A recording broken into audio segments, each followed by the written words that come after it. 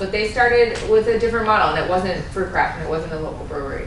It's a little bit different. Yeah.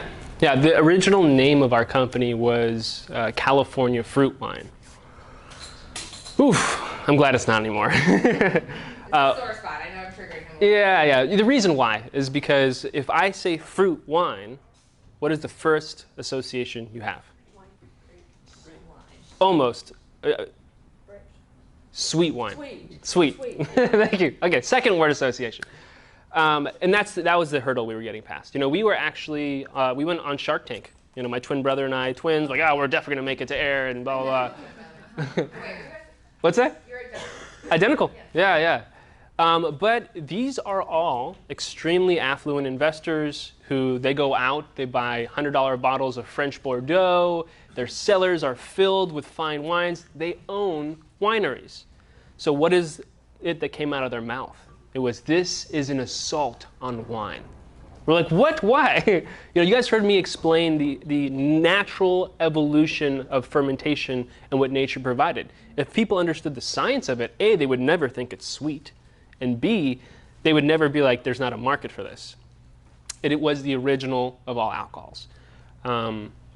We started out with that concept. It could not go a lot of places. When I went to wine buyers, they had the same reaction as Kevin O'Leary, okay?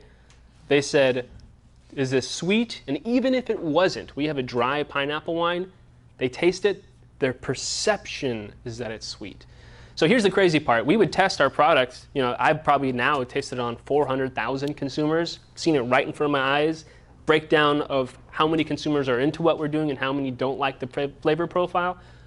25, 30% of people are like, wow, this is the best stuff I've ever had. I'm like, you shouldn't be as surprised as you are because of our body being pre-wired to like this stuff from our natural evolution, right?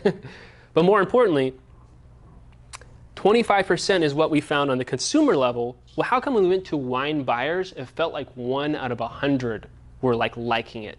And you start realizing they're socialized into a paradigm of wine. These guys build their careers to get into the wine industry. Who are they listening to? They're listening to these sommeliers. They're listening to these education programs. They're listening to the people who control the industry. Anybody know what the boards of every wine company out there are made up with? What's the look-up? What does it look like? French dudes? Not even French. I wish it were. They would bring a little more organic play to it. No. Old, rich, white men who don't know the first fucking thing about what's coming. They do not know what's coming. And more importantly, that's a ripe recipe. Every industry that's ever been controlled by old people who have been doing the same thing they've always been doing is ripe for disruption. Look at Blockbuster. Look at even what Amazon's done to all those other businesses. Business models change. You see, products come to market. They disrupt the market.